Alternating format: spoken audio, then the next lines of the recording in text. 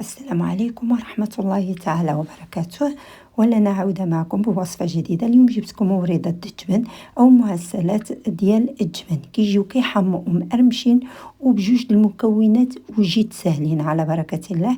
غادي نشبروا واحد الزلافة. أنا هنا شريت الجبن ديال بوناريات، وما بإمكانكم تستعملوا أي نوعية ديال الجبن ما تكونش غير مالحة اللي كتعجبكم نتوما. أي جبن بغيتوه، جبن مسكربوني، جبن هذا العادي، يعني لا بغيتي اقتصاديات ديال الجبن العادي كيجي مزيون. غادي نعملوه في واحد الزلافه، وغادي نشبروا الصفار ديال البيضه، نحيدوا بيض من الصفار، وغادي نستخدموا فقط الصفار ديالنا.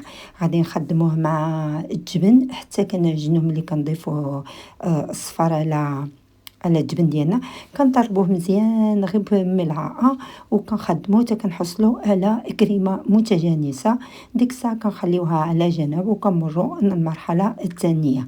انا قلت لكم يكون الجبن بدون ملح، لان ملي كنطيبوهم كنكبوا عليهم شتيتو ديال العسل، يعني الا كان ملح كيجي المذاق ديالو ماشي مزيون.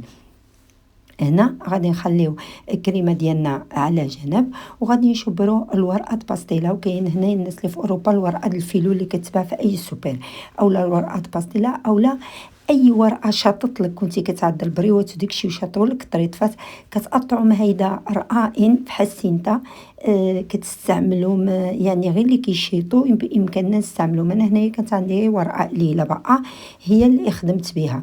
غادي تقطعوها هيدا رقيقه بحال الشعريه، ماشي رقيقه بزاف، نتوما غتشوفوا واحد السنتيم ديال الغلط في كل تيره اللي كتقطعوها. وغادي نعملوهم هنايا.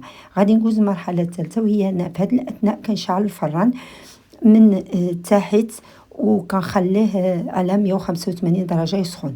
هنايا غادي نشبر واحد مولدي، استعملوا السيليكون اولا هذا بحال اللي استعملت انا. غادي ندهنوه مزيان بالزبده حتى غادي ندهنوه كامل. عاد غادي نوضعوا فيه المعسلات ديالنا، يعني الورقه ديالنا، ونضيفوا عليها الجبن. هنا غادي نبدا نعمل ديك الورقه ديالي اللي قطعتها بشكل عشوائي في وسط داك القالب ديال الحلوى اللي عندي مدهون بالزبده بهذا الشكل هذا. كنعملو بحال واحد الغطيسه في الوسط، وديك الساعه كنعمل ملعقه د الجبن هيدا بهذه الطريقه. هذه طريقه جد سهله ومكونات جد مبسطه. ديك الساعه كنضيف عليه ورقه اخرى. كنستمر في نفس العمليه حتى كنكمل المولدي ديالي كامل.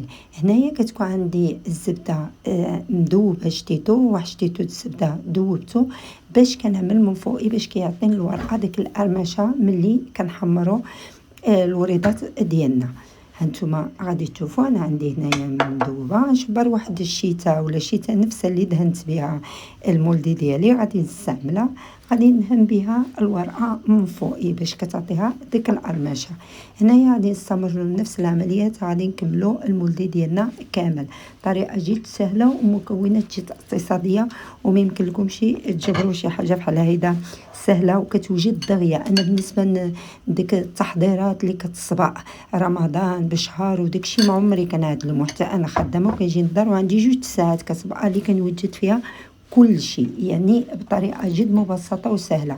ما كنمشيش نديك الحاجات اللي واعرين وصعابين باش كنوجد الطاوله ديالي كتجي مزوقه ومزيونه وما كنضيعش بزاف د الوقت. هنايا بعد ما كملت المولد ديالي كامل غادي ندخلو في الفران يطيب من تحت، ومن بعد كنشعلو من فوقي باش كيتحمر بهذه الطريقه هذه.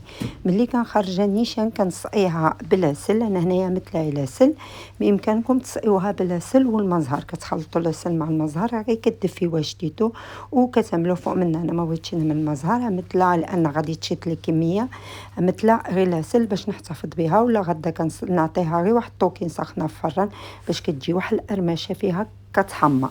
وديك الساعه زينوها بالورد بحال اللي كتشوفوا هنايا نتوما، كتجي محمره من تحت ومن فوقي وكتجي مقرمشه وكتجي مزيونه بزاف ولذيذه وسهله.